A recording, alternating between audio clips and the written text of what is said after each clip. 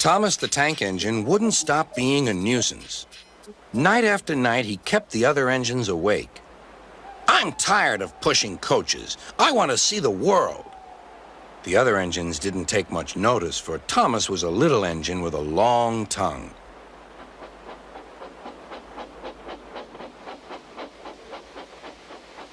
But one night, Edward came to the shed.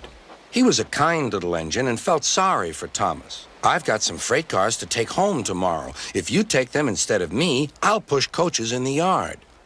"Thank you," said Thomas. "That will be nice."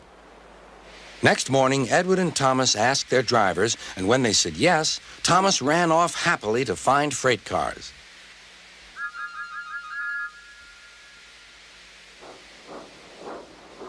Now, the freight cars are silly and noisy. They talk a lot and don't attend to what they are doing. And I'm sorry to say, they play tricks on an engine who is not used to them. Edward knew all about the freight cars. He warned Thomas to be careful, but Thomas was too excited to listen.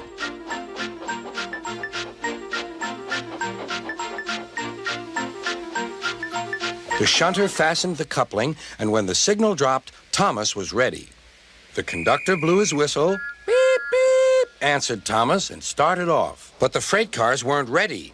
"Oh, oh," they screamed. "Wait, Thomas, wait!" But Thomas wouldn't wait. Come on, he puffed. "All right, don't fuss. All right, don't fuss," grumbled the cars.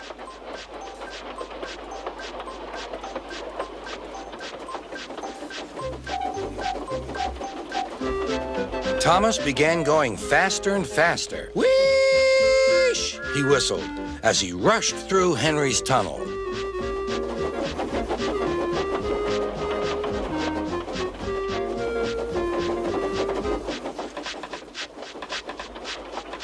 "Hurry, hurry," called Thomas. He was feeling very proud of himself. But the cars grew crosser and crosser. At last, Thomas slowed down as he came to Gordon's Hill.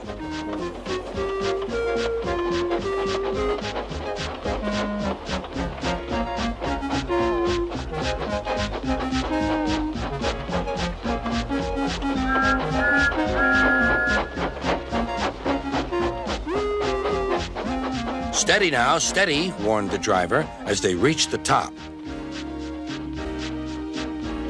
He began to put on the brakes. We're stopping," called Thomas.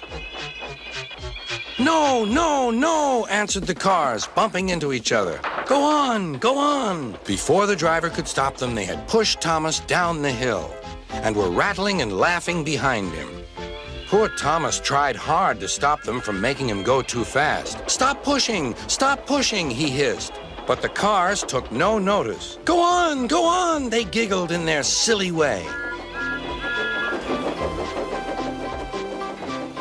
"There's the station. Oh dear, what shall I do?" cried Thomas. They rattled straight through and swerved into the goods yard. Thomas shut his eyes. "I must stop." When he opened his eyes, he saw he had stopped just in front of the buffers. There, watching him, was Sir Topham Hatt. "What are you doing here, Thomas?" he asked. "I've brought Edward's freight cars," Thomas answered. "Why did you come so fast?" "I didn't mean to. I was pushed," said Thomas. "You've got a lot to learn about freight cars, Thomas. After pushing them about here for a few weeks, you'll know almost as much about them as Edward. Then you'll be a really useful engine."